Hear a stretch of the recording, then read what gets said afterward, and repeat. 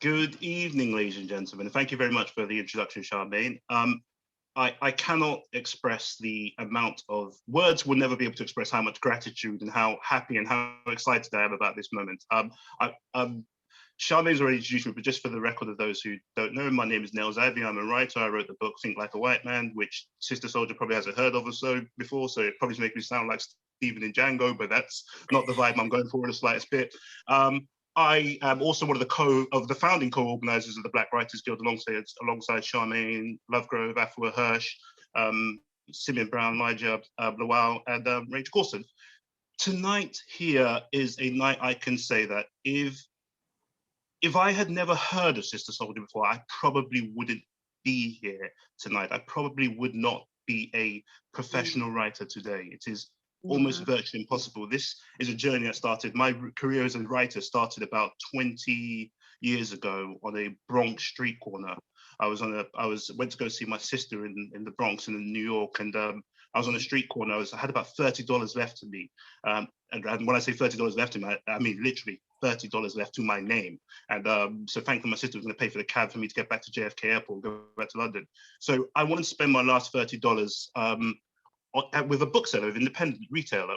And there was a guy with a stand there, and I just bought. So I had $30, and I wanted to buy two books. So I bought Carter G. Woolson's The Miseducation of the Negro, and then I asked everybody there, "What else do you think I should buy?"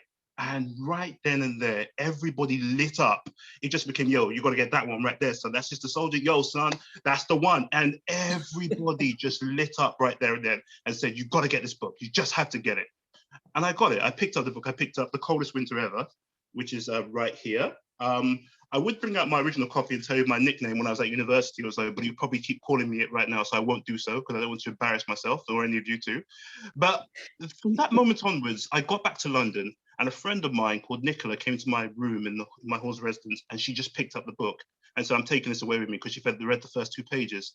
She came back and knocked up my door. It was probably about 8, 9 o'clock at night. She came back about 8, 9 o'clock the following morning and said, "You've got to read this book right now. That is absolutely brilliant." She stayed up all night just reading it and read it in one take right there and then.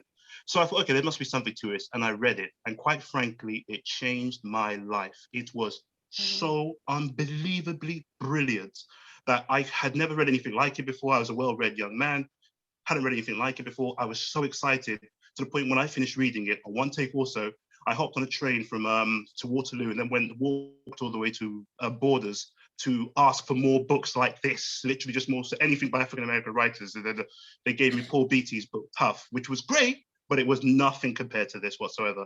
Ladies and gentlemen, I've rambled on enough. It is an absolute honor and some to introduce to welcome to the Black Writers Guild, a writer extraordinaire, a filmmaker, a activist who has inspired so many people, a rapper, the only female member of Public Enemy ever whatsoever in its history or so, unless somebody's going to tell me that Cardi B has joined Public Enemy, which I think her and Flavor Flav would be in some degree of competition with each other. Somebody who I can't praise enough whatsoever. I must say also too, in addition to being an activist and a writer and everything else, she's also a great G-checker. Somebody who actually really put people in their place when need to be. And somebody who actually taught me the value of criticism and actually really valuing it. Ladies and gentlemen, I would tell you to clap, but your mics are on mute. Please put your hearts together to welcome the great Sister Soldier to the Black Writers Guild. Welcome, Sister Soldier. Thank you so much. I'm humbled by your introduction and overwhelmed by your joy. Thank you so much. And, I'm happy to be here. So I just thank you for having me. Thank you so much for coming. It's an absolute honor. I mean, I must say, you've got me in trouble at times too, in many, many ways or so. Number one, my writing work that you inspired me to do. And number two, some of my elders in Black British writing or so, because I praise you so much, often message me and say, "How come we don't hear any praise for us from you whatsoever?" So I'm going to have to diversify my praise every now and then. But you'll always be the person who'll be true to my intellectual heart and everything else whatsoever. I want to start with just a quote that you made many, many years ago, and I think as writers or so, we'll come to it in a bit more detail, but as writers or so, we are here, of course, to serve readers. I was watching one speech you gave. I don't know where it was from. I just remember many, many years ago watching it. I've watched it so many times since then. And it's a quote that has stayed so true to me. that I've always found so profound. It's really encouraged me as a reader too. And it's a simple quote, and it's simple, but at the same time, it's profound. And the quote is this: reading is critical. If you don't know what happened, you won't know what is happening. Mm. And it's something that really just hit me when I heard it, because it just said to me that I should be reading a lot more so. But I want to know, in terms of yourself, what does that quote mean to you today as a writer, and in the context of you and everything else you've gone, make a living as a writing, from writing or so, and you as an activist and everything else? Where did that come from? What does it mean to you today? I just think that it's important to read so that you'll know what's going on. I mean, I don't want to overcomplicate the very simple statement, as you said. I began reading, was inspired to become a reader by my own mother, because she used to read me children's stories when I was like 3 and 4 years young. And the great thing about children hearing stories is that if your mother is really excited to read the story to you, you know, she does all the different voices and all the different characters.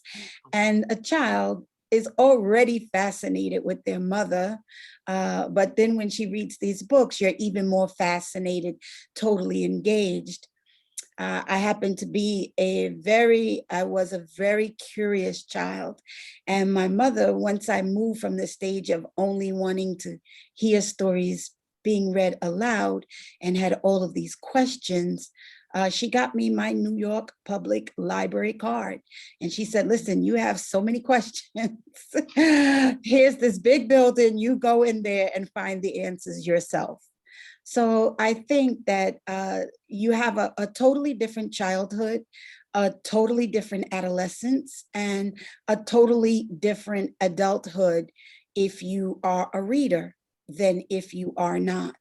So if you really want to know what's happening, not only on your block, not just the local gossip or rumors, you have to become a reader. So that's what I meant. Certainly, and it's profound. Again, as you pointed out, it's a simple statement, but it's sometimes it's the most simple words that sometimes cut through to, dare I say, the most simple minds, such as mine. And but I just want to ask you a quick question. But can you tell us about you? Because from a very, very young age, because I remember seeing you 1990. I didn't see you. I remember seeing the footage of you in 1992 with the craziness with Bill Clinton and how you cut through, how you became a clear voice for not just, I want for African Americans definitely, but I'll say for Black people everywhere, because you spoke on so many issues and gave clarity to so many things in such a profound way at such a young, very, very fragile age or so, in your early 20s, if not late tweens or so. Can you how did you become you, and what's the journey? How did you become Sister Souljah?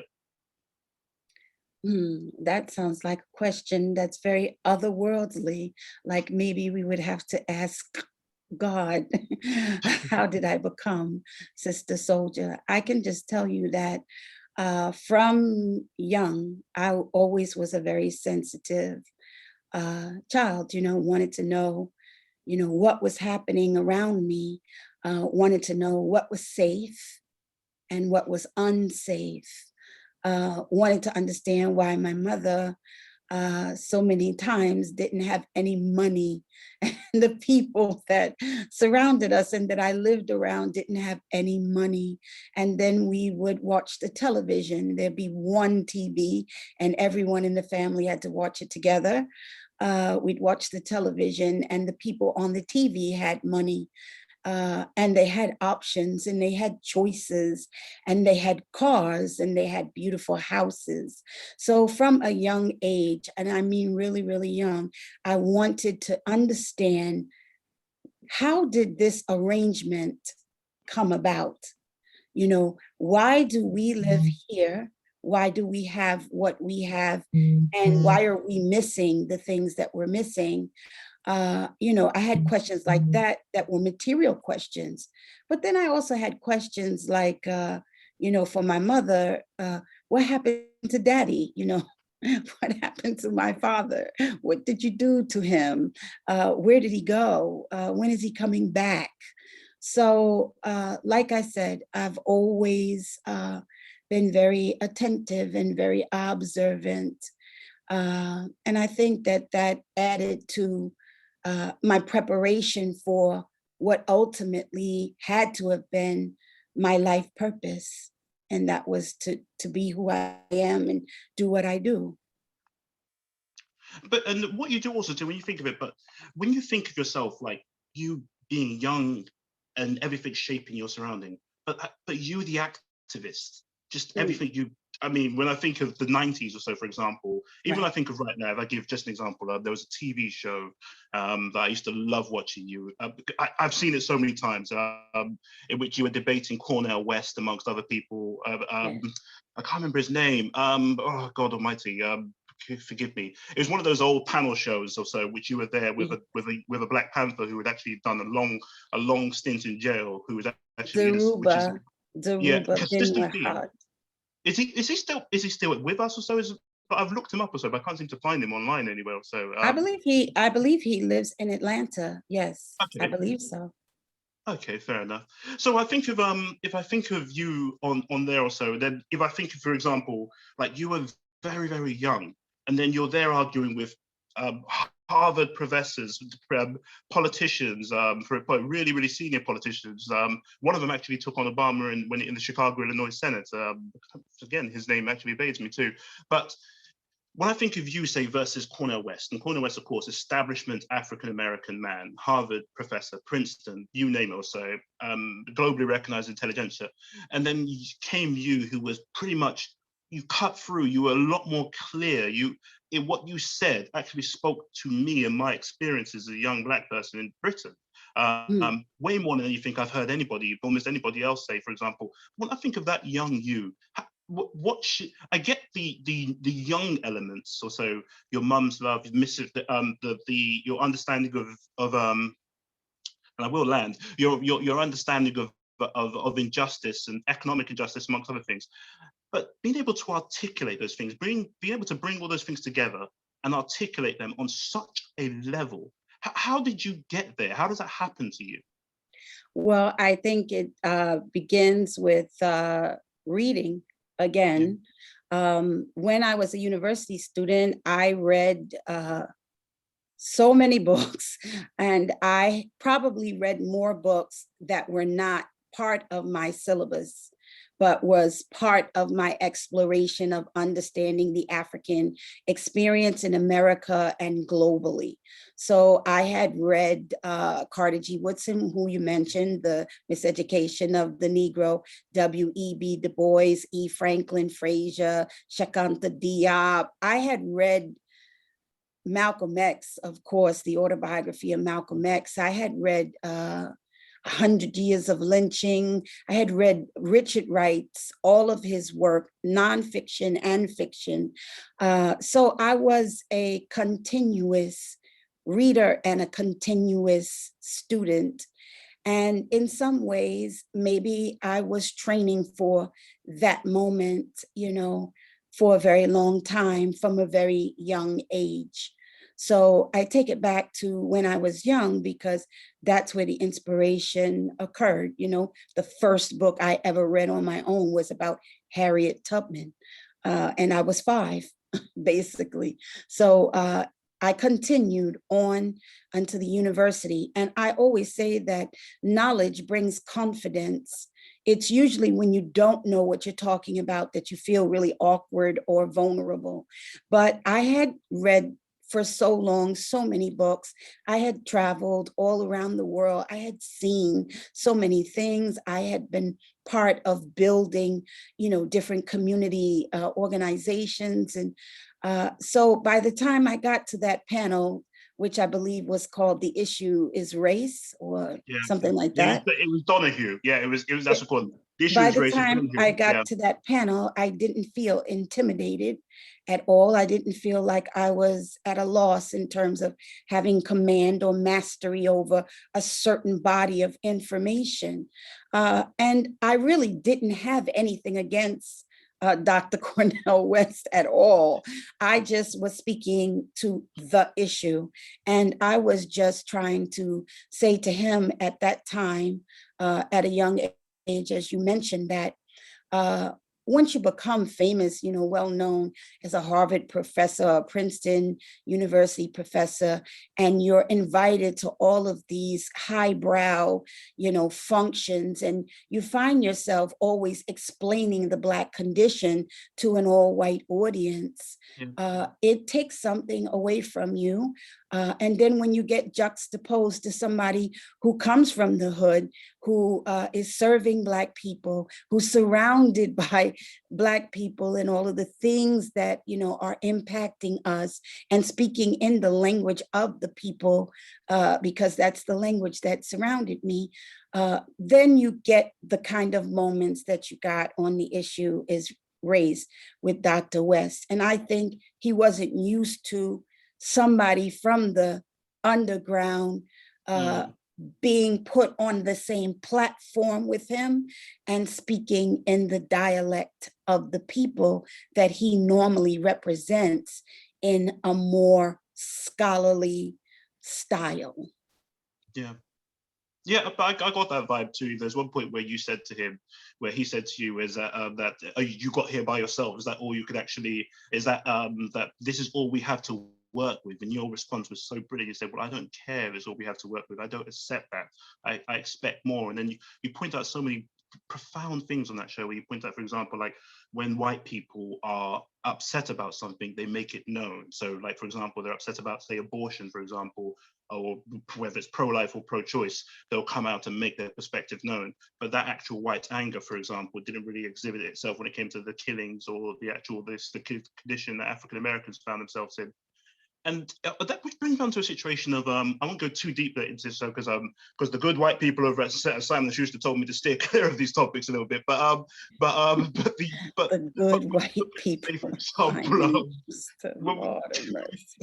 when we look at, say, for example, like the Black Lives Matter movement last year, George Floyd's lynching, which Officer Derek Chauvin is now currently on trial for, and then we saw the reaction that for once it seemed, I use the word seemed, because even places like Britain, which I must tell you is nothing but turmoil when it comes to actually the racial side of things. It's farcical even. It's nowhere near, the conversation is nowhere near where you guys are, to be honest with you. But when you saw white people responded once, that it seemed as if for a moment that they wanted to actually make that change. How did that make you feel last year, seeing the response to it, also seeing to such an extreme situation where it felt like we're about to turn a corner on something, on this issue? Well, the fact of the matter is that I've been overseas writing. I've been in the Middle East. And so even when these things were happening at home, my home is the United States of America, I was watching it from afar. But there's this thing of once you reach a certain age, you've seen it happen so many times. You don't have the same shock and awe that, the young people have, or even that the non-Black people have, because it's over and over again. And the same way people were mentioning George Floyd, like I can give you a list of people that would be from the 80s, and then from the 90s, and then from the early turn of the century, and on and on and on. I think one of the reasons why I needed to go someplace else and write my books for a moment, had to have that moment of silence, was because it's very stressful, living in the thick of injustice, seeing the same patterns and cycles repeating over and over again, and seeing the burden placed on the people to correct the injustices that really, the system is supposed to correct. So yeah, how does it make me feel? It's, I am processing things through my mind, but I guess my body is numb from so many years of the same situation. Yeah. I completely understand and appreciate where you're coming from. My advice to you would be, if you're thinking of writing the book After Life After Death, our next one, which we'll come to in a moment, you might want to steer clear of Britain, because trust me on this one, it's really not going to give you any peace of mind whatsoever. And I say that as somebody who likes to talk us up a little bit, but to give you an example, Britain just declared itself racism free not too long ago. So it's and there's an example to what, that's a serious statement, actually, it's not a joke. They really did. Britain's commissioned by the British government just said that Britain's a model country in terms of racial equality for other white majority nations, and that was led by a black man, as it would happen. So there we go, and that's that. I'm just going to talk to you, come on to writing a little bit. Can you talk to us about your technique, your method for writing, and can we talk about that method from, say, No Disrespect in 1995, which was your first book, to The Coldest Winter Ever, which was let me get my dates right, 1999. For some reason I only found out about in 2001, I suppose because I was in New York then, to Life After Death this year, which is your new book, which we'll come to in a moment in a bit more detail. But could you just tell us about your writing, your methods of writing, and how it's evolved over time? Okay, so I always say that I don't have a method because I really don't approach writing with any kind of a formula. I have been writing since I was a child, and writing with not just my mind, but with my heart and with my soul and with great emotion, and feeling like, big things were at stake. I began writing letters to my mother about things that I either didn't agree with or didn't understand or I wanted to change. When I was a young girl, I was told that, there was something about my voice and that I needed to uh, check my tone of voice. And adults were always offended by the kind of questions that I asked. So for me, it was easier to write it down, because if I write it down, now I don't have to debate it. I can write it down, and then the reader, whomever I am addressing, can read it. And if they get angry, they'll be by themselves with just the letter. And so I won't be punished or beaten or anything like this. So it started there at a very young age. Then I think in junior high school, I started a school newspaper in junior high school. And then in high school, I was the literary editor for the literary magazine. And then in university, at Rutgers University, which is where I graduated from, I was a contributing writer to the mainstream newspaper, the Targum, and then also to the Black Voice, the Carter Barikwa, which was the newspaper for the African and Latino community, student community. So I've always been writing. When I sat down to do an interview once, the interview was about my activism, and it was for a very celebrated, huge magazine, big platform. And it was a very in-depth interview that lasted about 2 hours, maybe 2.5 hours. And at the end of it, the writer said to me, I like the way that you speak. He says, everything is in perfect order. And he said, I believe that you are a writer. And I smiled and said, hey, I am a writer. And he said, can you show me some of your writing? And I said, okay. And I went back to my university. I wrote 3 pages only in longhand, probably, with a pen or a pencil. And I gave it to him. And then he said, do you mind if I show this to a friend of mine? And I said, I don't mind, it's fine, it's no problem. And the person that he showed it to was the senior editor at Times Books, which was a division of Random House. And then this guy called me up, asked for a meeting, and offered me a book deal. That's how I wrote No Disrespect. Wow. And that's how you got the deal too, with no agents or anything, just literally they called you up and No agents, no nothing, just like heaven opened up and the deal just fell out of the sky into my hands. It was meant to be. That is actually, it was just meant to be. It was meant to, not just that too. I mean, I suppose it's not even luck. You were a writer. He clearly identified it very, very clearly, and it comes across right now, even as you speak, that you're very, very careful. Every interview I've ever watched you in, it's very clear that you're very careful with your words, and you have some degree of appreciation, supreme appreciation for language and the power of actual language too.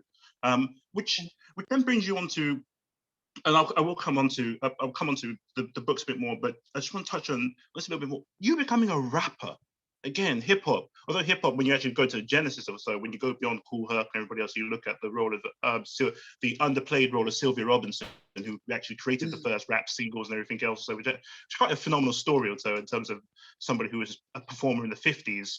Almost creating commercial hip hop as we know it. But you becoming a rapper, and then not just any rapper or so, not just like you weren't trying to be, you certainly weren't trying to be Little Kim and Foxy Brown. That was completely, that was absurd. That was out of the question. But you also weren't trying to be the what became the latter days of the Daisy Age movement, the Modi Loves, and because you were firmly PE, you were firmly within that realm, and you actually spoke. And it came across very, very clearly in that too, in your activism that shone through your music too at the same time too. Can we just ask you about how did you become a rapper in addition to being a writer and an Well, activist? the thing about it is I never considered myself a rapper. I don't have a cool story about how I used to write my rhymes in my notebook. And, I'm rhyming all day. I'm in a cipher. I'm battling people. I don't have one of those stories, because if I said such a story, it wouldn't be the truth.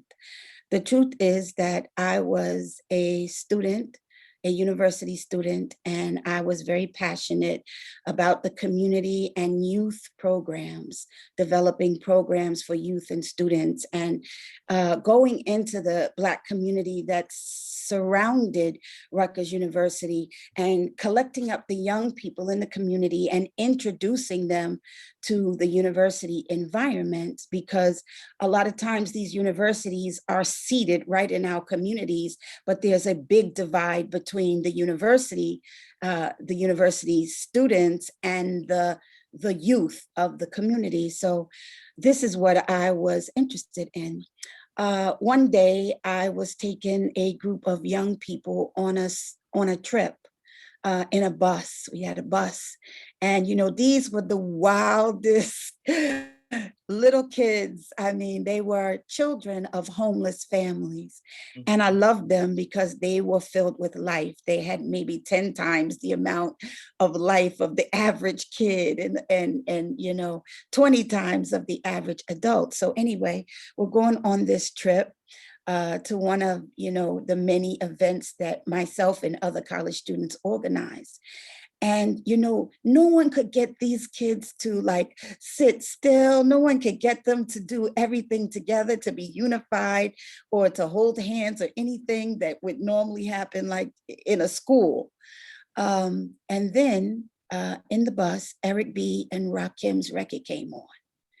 And all of a sudden, the whole bus is rocking like a metronome. Boom. It's been a long time since I met you, left you with a dope rhyme to step to. And every kid, and I mean, these children are ages 5 to 15. And every single child knew every single lyric and were all rocking in syncopation. And I was standing at the front of the bus, standing up. They were all seated by this time. And I said, that's it. That's it. That's what they listen to. This is what they care about. Hip hop had the heart of the youth, and it had the heart of our community. I only became interested at that point. I mean, I loved music like anybody else. Growing up in an African American family, I loved music, but I never saw myself as, as any rapper or any rhymer or whatever. And so anyway, in the process of working with these children, I began organizing different events to make money to be able to finance the camps and the weekend programs and the after school programs. And that's how I met Public Enemy. That's how I met Chuck D. And he said, yo, you are living a life that I'm rhyming about. Like Wow. you are it. Like you are what I'm rhyming about, you know? And he did a few charitable concerts for us, along with many other rappers like LL Cool J and KRS-One and pretty much everybody, Salt and Pepper, everybody who was huge in hip hop did these charity shows for this group of children from the New York, New Jersey, Connecticut, Philly area. They did these concerts, and 100% of the proceeds went to these camps and these projects that, you know, I and some other college students were developing. So I know it was a long story, but I'm just trying to say that I got involved in hip hop because of my activism, because it was the most immediate and the sturdiest vehicle to ride in to get to the hearts of the young people. And I was a young person at that time as well, so it worked out. It's brilliant. It's just a fascinating story. Just even the idea of, like, I don't know, Chuck D's over there, LL Cool J's over there, they come to perform like live. These are giants in our community. Well, global giants anywhere whatsoever. So to think, and it's a credit to Chuck D that he brought you on board too. That he was a man who was clearly, as he said, he's rapping. You were doing what he was actually rapping about. I'm going to. I want to open us up to Q&As as early as possible. So I know we've not got all your time in the world. I want to ask you two more questions. The first one is one that you've heard 1,000 times, and this is going to be the 1,001st time. It's the film, The Coldest Winter Ever. I cannot believe that it has not made it to the screen just yet. And I know you've got your answer ready. I'm not ready, but I know you have an answer for that. But I want to make a suggestion to you that once, and I know sooner or later it's going to happen, but as a character, of course, Midnight, everybody knows Midnight in The Coldest Winter Ever, but the way in which you described Midnight, which taught me so much about describing characters, and also too about bringing out certain things about describing Midnight, quite literally, that they called him Midnight because he was a pitch black Sudanese brother whose skin made him, that's why they gave him the Midnight, because his skin was so dark. And it was such a great description. And every time I reread that, I think to myself, the moment The Coldest Winter Ever actually gets to screen, I know that they're going to go looking for British actors. So there's somebody in Britain who I'd like to recommend for it. There's two people. The first one is a young, brilliant young man called Stormzy, who he's everything you describe Midnight as whatsoever.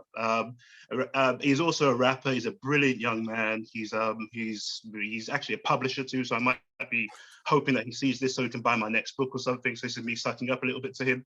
But additionally too, if it doesn't work out for Stormzy, then I would like to put myself forward to play Midnight. And fair enough, I'm perhaps not as dark as Sudanese brother, but you might change his name to 1105 or something, but who knows? But if the opportunity comes about and get the six-pack back and everything, I'll work on it. But tell us, when is The Coldest Winter Ever coming to screen?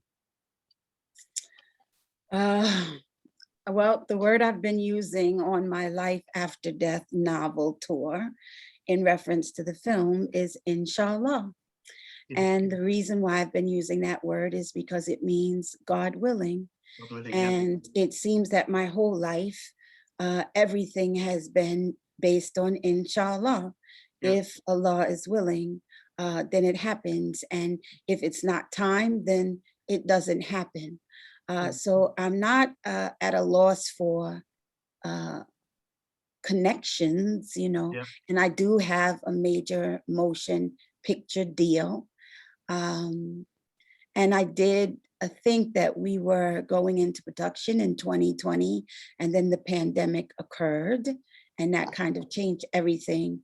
It wasn't so much about The Coldest Winter Ever, the movie, when the pandemic hit. It was about the production schedules for everything else that was already in the middle of production, or, you know, right about to go into production, and a lot of people lost a lot of content and finance and so on and so forth.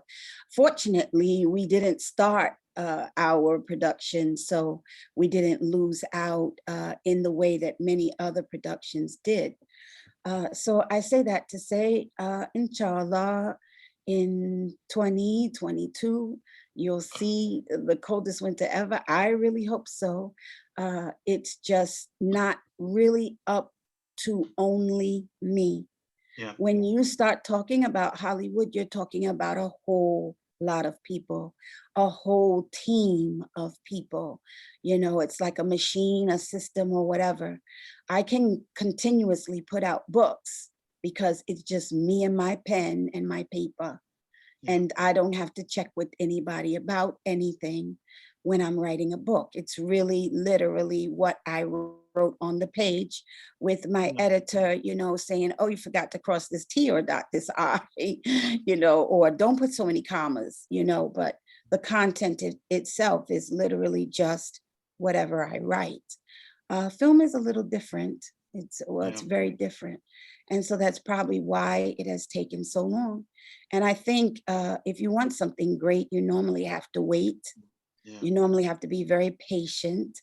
If you want something quick and cheap, you're normally going to be dissatisfied. Yeah. So it's been a long wait, but hopefully it will be worth the wait. And inshallah, it will happen soon. Yeah. I thank you so much. I just want to ask one final question, and it's about. I mean, it's almost like a two-pronged question again. So it touches on. We can.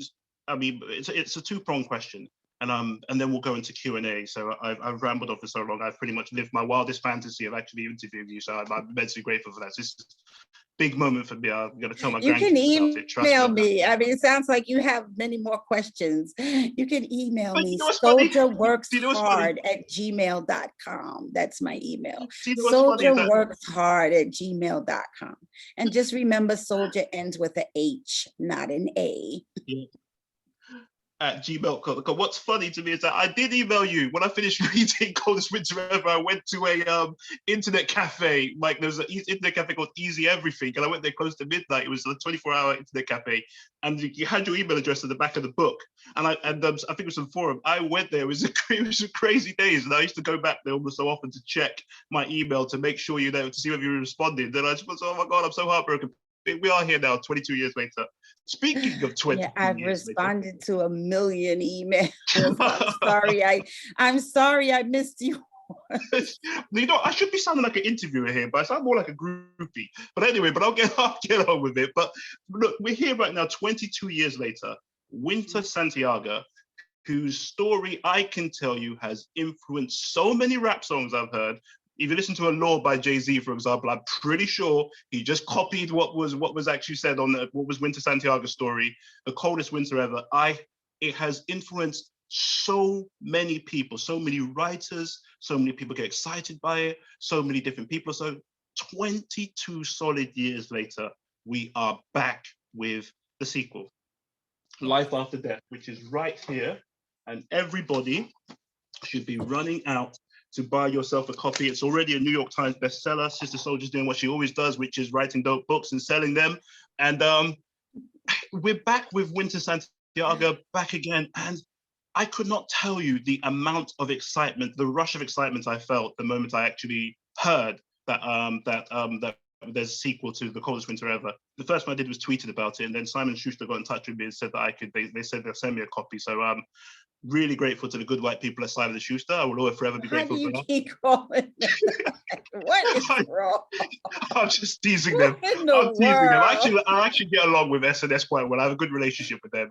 I get along with them very well. But yeah, but here we are right now. Can you tell us about Life After Death? Why now? Why 22 years later? Why? What do you really want for this? Because again, you're following up perhaps one of the most profound books I've ever read, or that influenced so many people. To here we are 22 years later with Winter Santiago coming back. And I'm not going to give any spoilers because I've promised not to.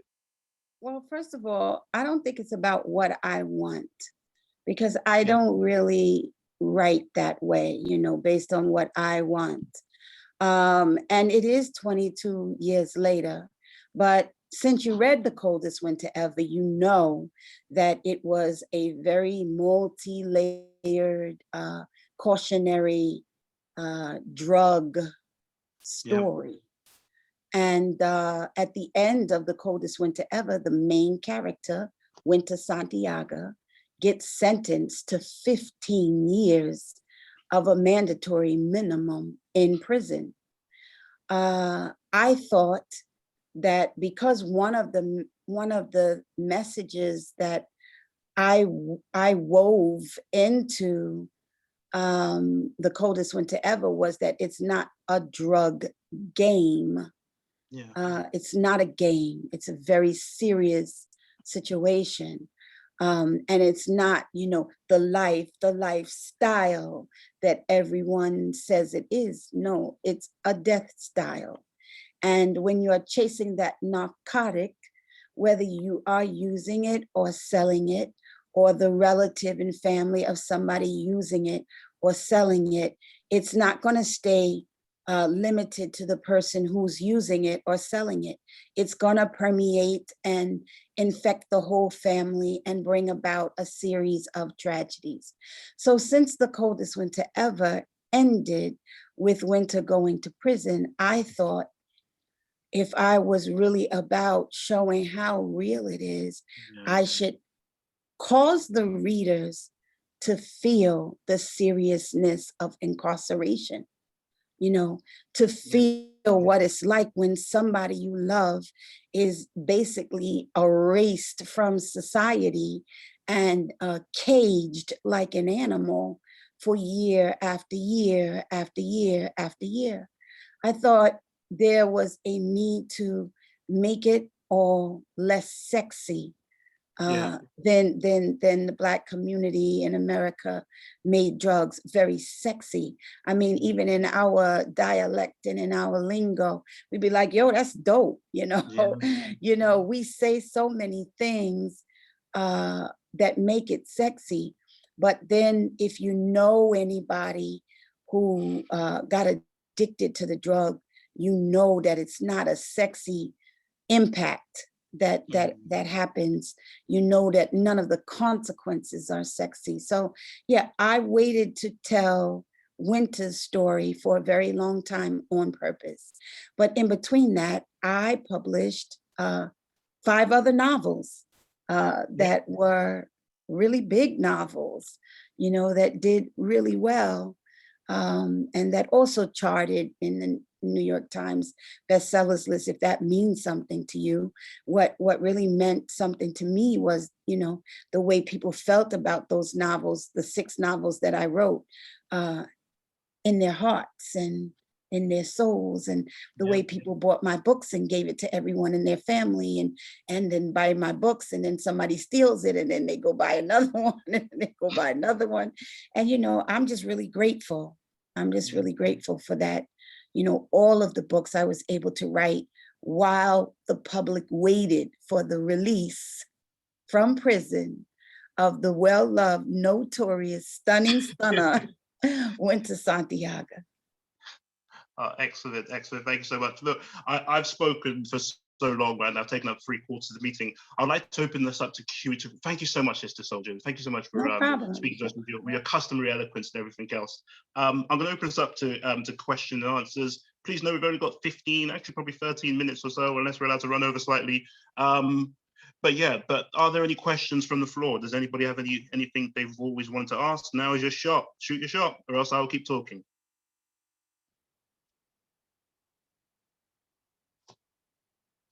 I guess you gotta unmute.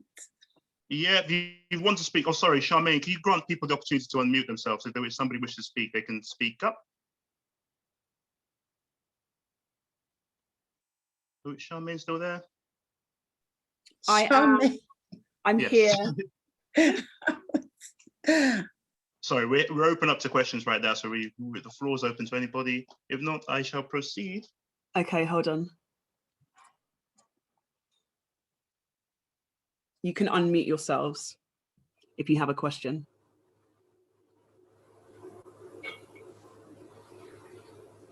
Okay, so Zita, Thank you. Sister Souljah, thank you so much. I'm a massive fan. I'm grinning from ear to ear being here, and listening to your story is fantastic. And I'm really looking forward to reading the new book. And I've been looking forward for ages to read more about Midnight, a new book about Midnight. I love those books so much. When they ended, I wanted to cry because they've ended. You know, I felt like empty inside when they end. That kind of feeling you get when you love a book so much, you just immersed yourself into it and you don't want to come out. So yeah, one question is, you know, when we're going to see Midnight featured again, and also just listening to your story is just amazing. It's a fantastic story of your life. It seems to me that we need that story told and shared, you know, on a bigger platform internationally. And I look forward to seeing the film of your life story as well. Wow, and thank you for being here. I'm so happy. Such a joy to listen to you and to meet you, be it virtually. And thanks for organising, Nels and Charmaine and everybody. Pleasure. Okay, so I guess you're asking about Midnight 4, and I'm assuming that you've read all 3 of the other Midnight books. Is that right? Yes, she's been muted again. That is correct. Yes. So Okay. Yeah. So I began writing Midnight 4. I'm halfway finished with it. I stopped halfway and began writing Life After Death, the sequel to The Coldest Winter Ever, which often happens. A lot of times I'm working on a handful of novels simultaneously. And then the one that the Times call for, not the Times newspaper, but the Times, the era, the environment, the climate, the feeling, the vibration, the one that the Times call for is the one that I release. And so I thought that the time called for the sequel to The Coldest Winter Ever. So that's the reason why I'm here to talk about Life After Death, which is the sequel to The Coldest Winter Ever. But believe you me, I love Midnight, not even like the author of the book. I love Midnight like a reader. And, you know, after I write the story, I read it like a reader. Like I have no relationship to it other than the fact that I'm reading it. So I understand that feeling that you're talking about. And that feeling kind of resonates inside of me all the time. And so that Midnight 4 book is coming, and I already have started and completed it in my mind, which makes it so much easier to put it on the page. And so when I'm finished with Miss Winter Santiago, I will, you know, I will switch back to the completion of Midnight 4. Fantastic. Thank you. Is there any questions? Any questions from the floor or so? Oh, so Layla's on. Yeah, Layla Saad, please go ahead. And then I think Anika wants to speak afterwards. Yeah, there's also a question in the chat from Vivian as well. First of all, I just wanted to say thank you so much, Sister Souljah. This has been incredible, just hearing your story, and yeah, there's just so much that came out of this conversation. I was really struck when Nels was talking about the panel that you did with Phil Donahue and Cornel West, and I've seen clips of it. And what really struck me was the way in which you, as a young Black woman in that space, where you are the only one representing those identities in that space, spoke with such groundedness and such clarity, and did not get hooked in the way that they were trying to hook you, to have a reaction that would bring you outside of yourself, right? Like you were so clear in what you were saying, you understand why you're saying it, and you're not getting distracted by the ways in which others are trying to misunderstand you, misinterpret you, or change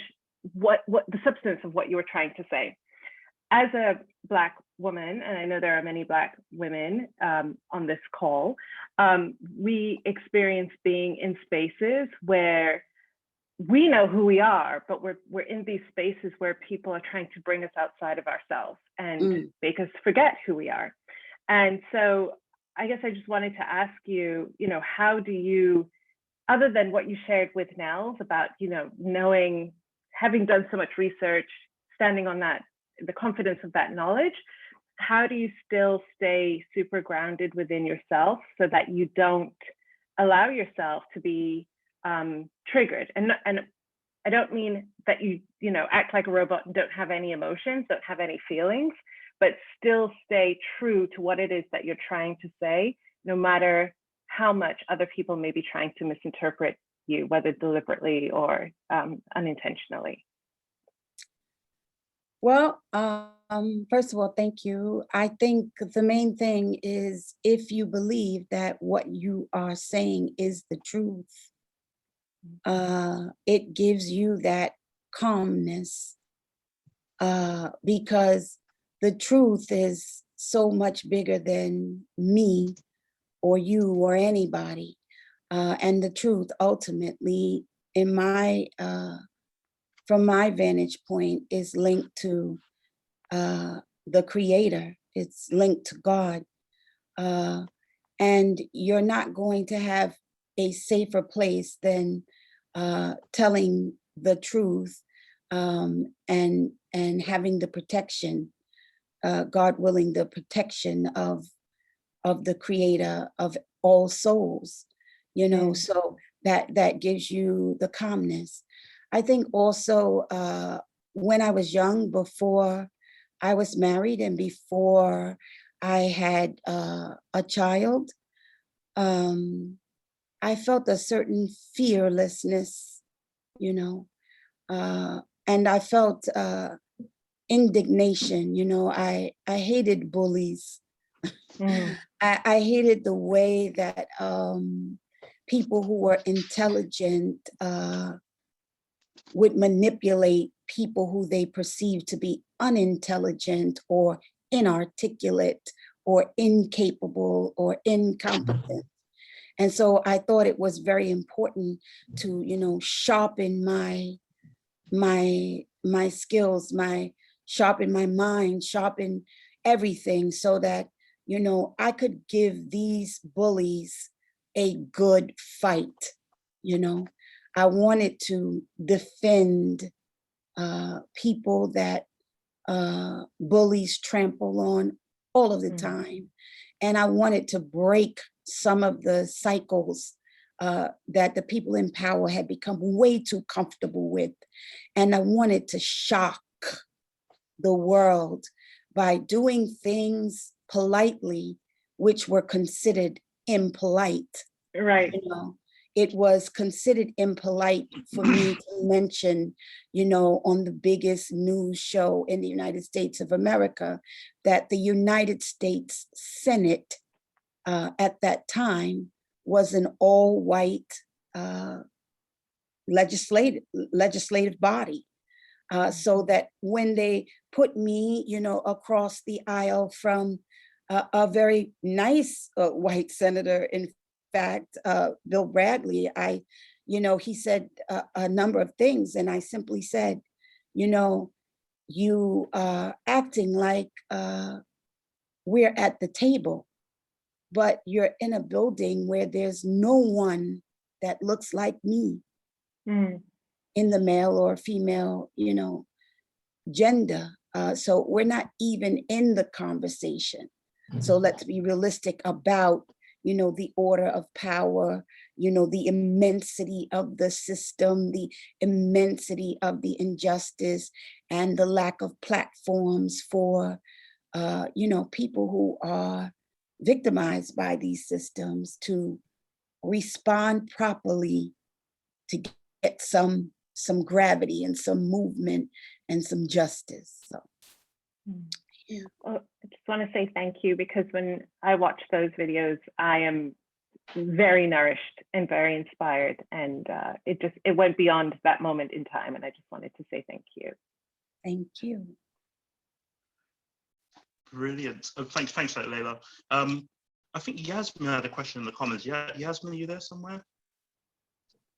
Hi, yes. Oh, sorry, rapid headscarf situation.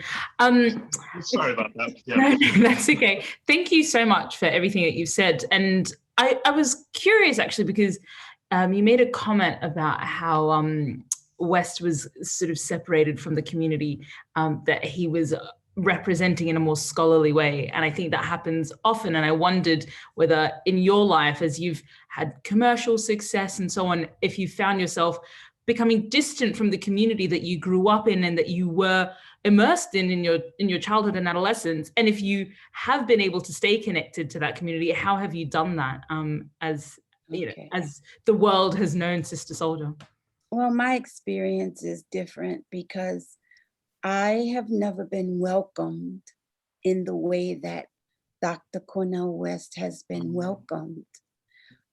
Even today, the fact that I am still here, still writing, still speaking, and still relevant, all of those things are really by the grace of God, and not because I've become part of any establishment.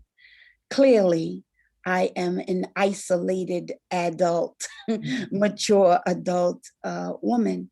And I don't mind. I don't mind because, you know, I don't think you should join anything if there's no love or justice in it. Then, you know, what are you doing there? And I do believe that there's a lot of work to be done. And I do believe that if somebody is not doing the kind of work that I'm doing through my writings, there is a whole, you know, there are millions of people who would not know and would not understand and could not distinguish between their friends and their enemies, right and wrong, good and evil, God and Satan. You know, there are all of these millions of people, many of them young people, who in the absence of a product or a voice or a platform that is addressing the things that I'm addressing, simply would not, people would simply would not know it. So no, I have not become part of the establishment in the same way that I perceived Dr. West to have done, and many other, you know, people from so-called intelligentsia or from the, you know, upper middle class or what have you. If you were to talk to my family, they would tell you it's just us, you know. In other words, we're not part of some big welcome thing, you know. We are out here trying to do the right thing, moving against a hurricane of evil, a very active, very strong push in the opposite direction of what we are fighting for. So how do I stay grounded? For today, you know, meaning current times, I say my prayers. I talk to the people. I try to remain humble. I speak in the language of the people. I don't perceive myself to be superior over people. I never give myself any lofty titles. I don't think of myself as a goddess or as a queen or as any of these things that lots of people on social media are calling themselves. You know, I just think of myself as Sister Souljah. Sister, like anybody that has a sister. Souljah, like soul, which means the essence of. Jah means God. Sister Souljah, fighting to bring back the essence of God in us. Thank you so much. You're welcome. I mean, thank you. So so much. I mean, we are. I'm afraid to say we're out of time, and I agreed to a certain time frame or so. As much as I would love to actually renege and stick it to the man and everything else. It's so okay. If you want to continue, you can continue. That's what I'm talking about. Let's go. So I want to ask you. I wanted to ask you just a question again. So since I have more time for you, or so, I want to ask you about just yourself, or so. Like when you think of, I know we have the top 5 and everything else. So I want to ask you, who are your top 5 writers? Who do you really hold in high esteem? And I want to ask you the same thing about rappers. Your top 5 writers, then your top 5 rappers. I know it sounds like a crazy question, but I really want to know who they were, because both of them serve a similar purpose in society to a degree, but just wonder what they were, who they were. Well, I don't know. A list, usually, you mentioned before that I choose my words carefully. Even when I was young, I chose my words carefully. And if you asked me for a list, I probably would need some time to think about it. Okay, so for example, at different periods of my life, different writers were my focus. So when I was a university student, my writer of focus was Richard Wright. I loved all of Richard Wright's works, and I read all of his fiction and all of his nonfiction. I thought it was amazing how he addressed, social and political and spiritual and, all the different ills through his characterizations. I thought it was important the way he brought up the casual relationship the African-American community has with mental illness, how it goes unchecked, how, we don't have ways to resolve a lot of the illnesses that we have, festering in our communities. So I loved Richard Wright. I also loved reading W.E.B. Du Bois. I thought his whole idea of double consciousness was really something to think about, that if he didn't write about it, you probably would have never thought about it. But I remember reading The Souls of Black Folk and then just thinking, I do feel like I have one foot in one world and one foot in another world. But I feel like there's even more than 2 different states of consciousness. He wrote about double consciousness, which was great. I felt like there are even more levels of consciousness and conflict that we are having to deal with. So I loved his work.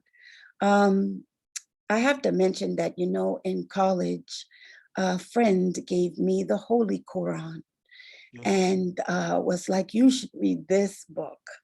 And like many people who are given books, I didn't read the book in college. I only read the chapter, the surah on the women, Al-Nisa. And I thought, this is very powerful. And over the years, I began returning to reading that book. And that book to me is probably the most powerful book in the world. So I don't necessarily have a list like, oh, these are the 5 persons or entities, but I'm in a constant search for good books, and I'm constantly rereading powerful books that I read in the past. I can tell you about a book festival that I attend every now and then. It's called the Souljah International Book Festival, and it's in UAE, and it's the most amazing book festival I've ever been to. And what I love about being on the other side of the world and books is I find books that I never even would have found even at the American Book Festival at Jacob Javits Center in New York. I find amazing things, and I read them, and I'm really, I'm just in love with learning. I'm just in love with learning. When it comes to music, my favorite MC is Chuck D of Public Enemy. And my reason is because he is the perfect merger for music, meaning he had as I'm going to say, the dopest beats made by the Bomb Wonderful. Squad. Yeah. He had the most powerful lyrics. He had the heart, the momentum, and the fans, even though he was speaking on things which are usually considered underground topics or alternative conversations. He had the show, he presented a brotherhood, which is very difficult for, the African-American men to present a brotherhood, and he presented and exuded a certain amount of strength. And so I just, loved his work, and his music and his effort. I loved his effort. Let me see. Other rappers. I somehow- think Lauryn Hill. Okay. I think Lauryn Hill had and has a very, nice flow, and a very good topics that she's addressing, and had the youthful appearance, when she came out, when we were young. Yeah. I look at her like a sister. So I think her music was dope. And I think that in the moment that her music debuted at that time in the 90s, you could just see that glow. And a lot of times if somebody is true and somebody is honest and somebody is right, you can see the glow that they have. And when you hear their voice, it's something about their voice that you can just feel the truth of it. Kind of lures you in, like kinds of pulls you in. So she would be on my list. Let me see, who else? There's so many rappers. Then somebody might be on my list more because I know them. And they're a beautiful person, like say Dougie Fresh, I know him and he's just a good man, So, oh my God, the human beatbox stuff doesn't crack into your top 5 whatsoever, but him as a person, he cracks in or so. So fair enough to Dougie Fresh. He gets in for being a good guy, but not for being a dope MC. But that's still fine. Still valid. No, I'm not saying that he's not a dope MC. Yeah. I'm saying that if I was organizing a list, I Yeah. don't know if he would be in the top 5 on my list, but Yeah. as a man and as a human being, he would be. Yeah, absolutely. Absolutely.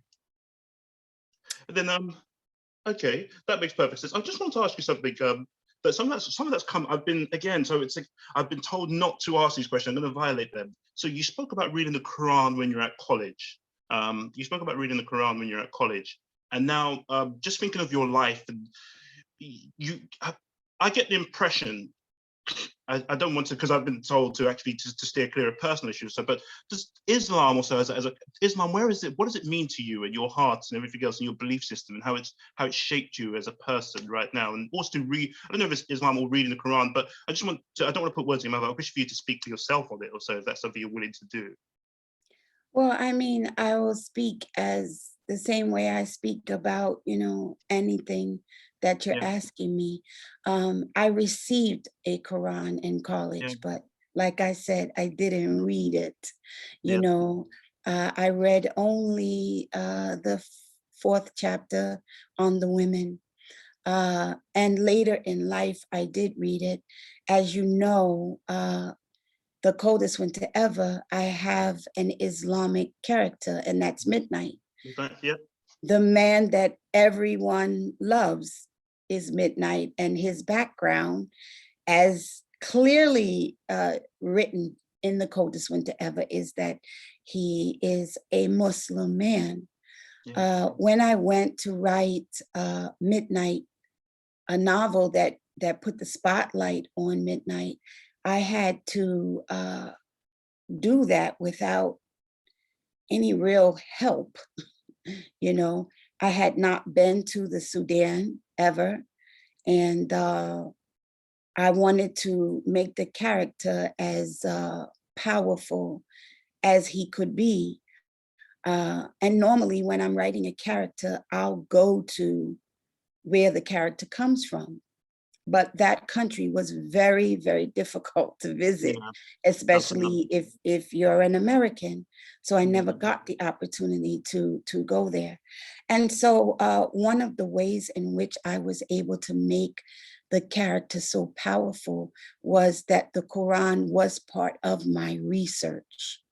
So I said, okay, if this character is a Muslim, I have to know what this character believes, how this character would think, what are the limits of the character, what are the parameters of the character, what is the perimeter of the character. And this is pretty much how I would do with any and all of my characters.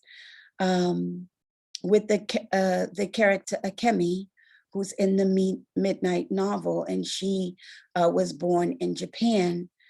I actually moved to Japan. I studied the Japanese language, and when that story kind of segued into Korea, I actually went to Korea and lived with a Korean family. So I learned a great deal about Islam through my writing and my research. And I find it to be a beautiful faith. And I find it to be very much misunderstood and very much misrepresented. And I think like anything else, it's like anything, people are always talking about something they don't know anything about. If you haven't read the book, then why are you talking about it? Even with Life After Death, my new novel, there are people talking about it who haven't read it. If you haven't read it, why pretend that you have? So it's the same with the Quran, or trying to understand Islam or Islamic people, Muslim countries. If you haven't read the Quran, then you really should not even comment. You should just respectfully bow out of that conversation. So yes, it is something that I have looked into quite thoroughly. Absolutely. I'll give you just a couple more questions. One is from Layla. Layla, I think it was Layla asked, whereabouts are you based in the I believe Layla is actually based in the UAE herself, and Layla just wanted to know whereabouts you're based over there. So hopefully one day she can come knocking on your door. She said, Layla's based in Qatar. Is it you based in Qatar? Layla, do you want to speak for yourself here, or because please go ahead. So Layla's going to pop back on. I'm just wondering where Sister Souljah is, if she's still in the Middle East. Well, I am, but because of the pandemic, there is not the free-flowing travel that there was before the pandemic. And I came over here to write and actually ended up getting stuck, but I say stuck in quotation marks because it's, a beautiful place to be stuck. But actually, when the COVID, first went full force, and then there was a lockdown of all these different countries, and then, flying around was like impossible. And even when it became possible, it was a bit dangerous in terms of the virus. And so I thought, maybe I needed to just stay still. Yeah. And sometimes in life, you'll have a moment like that where, you have all these places you'd like to go and all of these things that you like to do, but whatever is going on in that era, in that atmosphere, at that time, at that moment, you just need to stay still. So that's what I did. I don't give out my address, but if you want my email, address is soljahworkshard@gmail.com. It's good you don't give out your address because you'll probably see me knocking on your door saying, hey, I'm that guy from Zoom. But I'm just going to ask one final question. It comes from I Aaron. have a husband, you know. Oh, like, well, I hope he can fight is the key thing. But there we go. I'm just joking. He's a Jamaican man, and they love to fight. Hey, Jamaicans are just Nigerians. Jamaicans are Nigerians who've been treated to the horrors of white supremacy or so. But there we go. But that makes us equals. But there we go. I was going to say. So I have a question here from Aaron Akiemi, and it's about African writers, continental African writers. You want to know which ones, who resonates with you out of all the African writers, or do any of them really speak to you? I haven't of late been reading those books. I have of late been reading more things like autobiographies of people that are, I've been reading a lot of autobiographies written by men because I write male characters, and I love to read those autobiographies and see how the mind is working in the storytelling in nonfiction of the lives of these men. So I've been kind of focused on that. I also love reading nonfiction books about history and politics. And so I read a lot about wars, public wars, secret wars, all different kind of wars stories. Like, these are the kind of things that I like to read. So I haven't been too much to read novels at all. Like, even though I write novels, I haven't been reading novels, to be honest with you. Sure. Well, that sounds a bit. But Sister Souljah, I would love to keep going on for a very, very long time. But unfortunately, the good white people of Channel 4 News are calling me to come on air. So I'm going to have to duck out pretty quickly with that. But I just want to say, and I just want to say, before I say anything, before we go, so everybody run out and buy this. Life After Death, or as I like to call it, The Coldest Winter Ever Part 2, because I'm quite lazy like that, you see. So Life After Death is out right now. It's an amazing book. I'd recommend it. Go out, buy it. Let's get Sister Souljah at the top of the Sunday Times bestseller. So I'm already at the top. I debuted at #1. What you know about that? Oh, Number 1. The New York. Well, I don't know anything about that right now. You saw the million. The good white people put me on the list. There we go. Well, thank you very much. I just want to say thank you to Babita, to Victoria and Samar over at Simon & Schuster Books. I know I tease you guys. I tease everybody. There's nothing. I don't mean to say anything bad about Simon & Schuster, because hopefully you'll be buying my books in the future too, and you'll propel me to #1 too. Lucky this is Sister Souljah. I am Sister Souljah, for everything you've done, for everybody you've inspired, the countless writers you've inspired from all over the world, everywhere else, and everything else you've done for us as an activist, as a voice for us as Black people everywhere, not just in America, Britain, Africa, you've inspired so many of us. You've spoken so much for all of your work. Immensely grateful.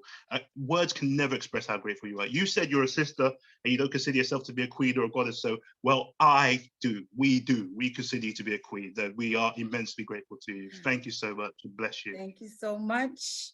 Peace. Peace.